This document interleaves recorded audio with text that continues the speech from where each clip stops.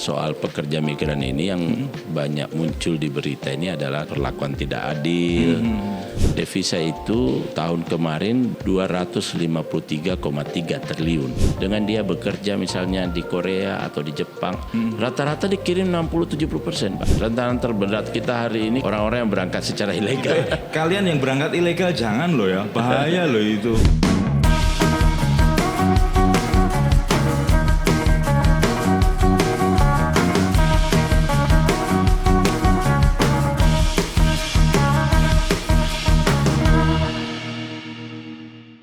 Didukung oleh BNI. Don Cuan dapat tamu istimewa kali ini. Ini pemimpin atau pejabat yang ngurusin cuannya itu nggak kelihatan, tapi cuan bagi negara itu luar biasa. 0,5 penyumbang PDB untuk Indonesia. Bayangin 0,5. Kalau pertumbuhan 4,8, 0,5 cukup besar. Hampir sama dengan minyak, gas dan yang lainnya.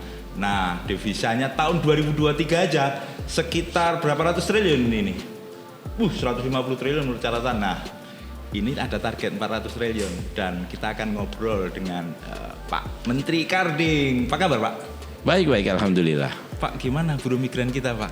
Cuannya kan banyak tapi kok nggak kelihatan bahwa ini yang diomongin minyak gas, ekspor impornya kita lebih tapi ini kan penyumbang devisa luar biasa buat Indonesia. Memang PR terbesarnya, Mas, itu sekarang ini kan soal pekerja migran ini yang banyak muncul di berita ini adalah soal-soal yang miring-miring aja ya, Pak ya? Miring-miring ya, perlakuan tidak adil. Nah, itu masalahnya. Sebenarnya sisi-sisi positifnya jauh lebih banyak. Ya, jadi misalnya tadi yang disampaikan soal devisa. Ya. Ini baru satu sisi ya. Devisa, baru satu sisi ya, Pak ya? Devisa itu tahun kemarin dengan kita mengirim 297.000 itu devisanya per tahun kemarin ya 2024 ya. 253,3 triliun. Naiknya hampir gede banget ya, Pak ya. Nah, ini baru devisa. Belum lagi misalnya istilah saya itu sebenarnya menempatkan orang ke luar negeri itu istilah saya itu menginvestasikan sumber daya manusia. Menginvestasikan sumber daya manusia. Karena dia kan bekerja, bekerja, tetapi dia juga dapat pengalaman. Dia dapat skill baru, dia dapat ilmu baru, dia punya jaringan baru. Oleh karena itu, ini kan mahal, Pak. Nah, ketika dia misalnya selesai di sana, pulang di Indonesia, mau kerja apapun dia pasti punya perspektif yang lain. Oh, ini bagian dari human capital seperti itu ya, Pak ya? Nah, itu sebenarnya itu yang kedua. Yang ketiga, ya coba bayangkan ya, ekonomi keluarga yang awalnya cuma paling 1 juta sebulan, 500.000 sebulan, dengan dia bekerja misalnya di Korea atau di Jepang, ataulah di Taiwan, ataulah di Arab Saudi, itu kan gaji sekarang itu minimal di mereka ini 10 jutaan. Itu yang di Taiwan ya 10 sampai 20 juta ya. Di Jepang minimal 20 jutaan. 20 juta ya. Di Korea minimal 15 juta. Artinya kalau Anda kirim uang berapa ke keluarga? Rata-rata dikirim 60-70%, Pak. Dari gaji mereka yang diterima. Dari gaji mereka, penghasilan mereka. Jadi coba bayangkan berapa banyak keluarga yang hidup. Ada satu contoh, Mas. Saya sering kasih contoh ini. Di Desa Bumidaya, Lampung Selatan. Itu ada 2.000 penduduknya. 250-nya bekerja di luar negeri. Tahu nggak berapa? Dan remitensinya dikelola nih oleh mereka nih. Tahu nggak berapa per bulan yang masuk ke desa itu? 500 juta, Pak. Per bulan? Apakah ada institusi, bahkan negara pun tidak akan pernah bisa mengasih dana berputar di sana itu 500 juta per bulan. Itu di desa ya? Itu desa, Pak. Nah, ini kalau ini dikelola secara menarik, luar biasa, Pak. Setahun 6 miliar loh, Pak. Nah, iya. Dana dari desa ya. Dana desa kan cuma 1 miliar. Kalah itu, Pak. Nah, itu dia. Artinya kan memacu pertumbuhan. Iya. Menyerap tenaga kerja. Dan seterusnya. Pak Menteri, ada penelitian ini enggak sih yang bisa diungkap ke masyarakat biar masyarakat pada tahu ini bahwa dampaknya itu tidak hanya sekedar devisa tapi ada dampak-dampak ekonomi yang lainnya gitu? Kami lagi mendorong beberapa universitas untuk melakukan kajian dan penelitian. Tetapi by data memang ada. Datanya di kita ada. Ada ya. Kan tidak perlu diteliti sebenarnya kalau ada datanya. Ya, uang masuk keluar jelas kok gitu ya. Uang masuknya keluar jelas, orang yang terentaskan jelas, orang yang dapat pekerjaan jelas. Pak, targetnya kan tahun 2025 ini cukup besar, 400 triliunan lebih. 439 triliun. 439 triliun. Ya, itu kalau kita bisa mengirim 425.000. 425.000. Ya, itu kalau bisa. Tetapi memang ini pekerjaan berat, tidak mudah karena mengirim tidak sekedar mengirim. Kita harus membangun satu ekosistem ya, ekosistem yang baik mulai dari pelayanan ketika dia perekrutan, ya kan? Supaya bagaimana pelayanan itu murah, cepat, efektif, efisien, tidak butuh waktu lama ya. Yang kedua harus ada pelatihannya, harus ada sertifikasinya. Pelatihan ini harus bahasa, harus sertifikasi profesi, ya keterampilan, harus juga ada pernik-pernik lain seperti pemeriksaan kesehatan, administrasi. Nah, oleh karena itu memang dalam konteks ini saya harus membentuk namanya Migran Center. Jadi pusat. Jadi tidak satu calon ini tidak perlu kemana-mana lagi. Jadi mahal. Nah, baru nanti ditempatkan.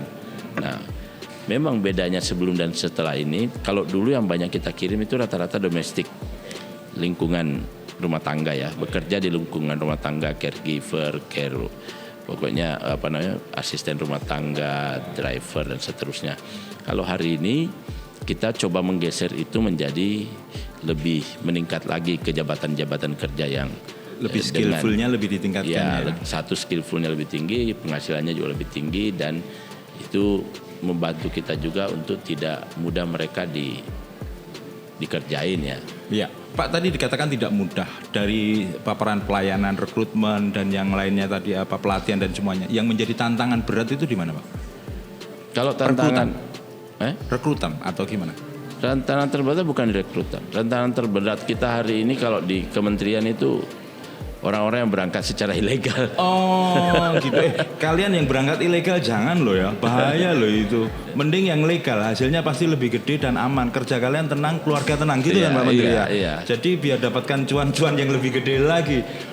Pak, support pemerintah kan begitu luar biasa terhadap buruh migran ini. Komitmen Presiden Prabowo begitu juga kuat. Luar biasa kalau Pak Prabowo kuat sekali. Dan beban Pak Menteri juga berat tentunya untuk bisa mendorong ini benar-benar menjadi alternatif penyumbang devisa, bukan alternatif lagi, bisa menjadi terus menjadi terbesar. Instrumen nomor 2, nomor 3. Nah ya, instrumen nomor 2, 3. Pak, kedepannya optimis nggak? Tentu kalau saya dijawab pertanyaan optimis, berarti optimis. Dengan apa biar optimis ini, biar ini keberlanjutannya tetap terjaga dengan baik ketika Pak Karding nanti, Pak Menteri nanti memberikan dasarnya ini? Jadi yang pertama saya harus menciptakan sistem tata kelola yang bagus di dalam, biar bagus ya. Pelayanannya bagus, semuanya bagus, sistemnya bagus, ekosistemnya terbentuk. Ya.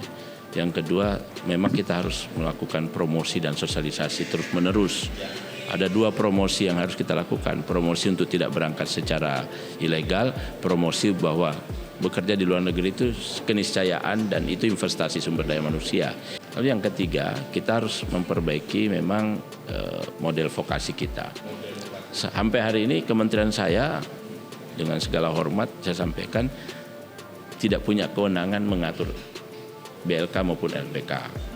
Yang keluar negeri ya, tidak punya LPK dan tidak punya BLK. Jadi yang saya lakukan sekarang adalah bekerja sama dengan KL, langsung KL. Ada 13 KL, ada ratusan balai dan juga swasta. Kemarin saya dengan Kadin, ya semua kita ajak bicara lah. Dengan universitas kita bicara, kan mereka punya fakultas vokasi dan sebagainya. Ya itu yang saya lakukan dengan Pemda.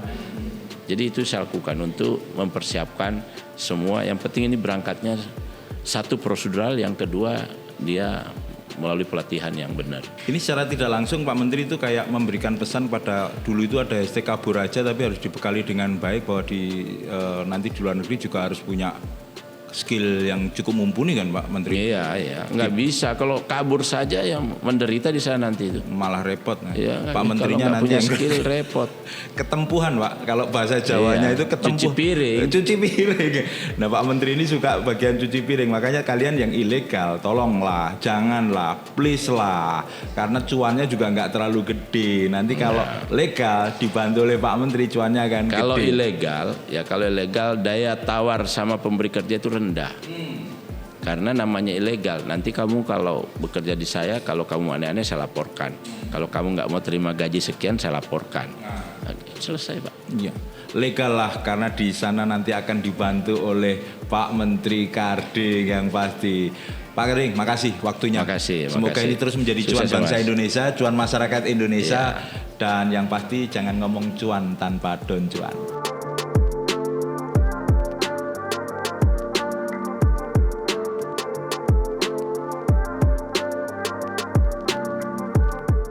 Didukung oleh BNI.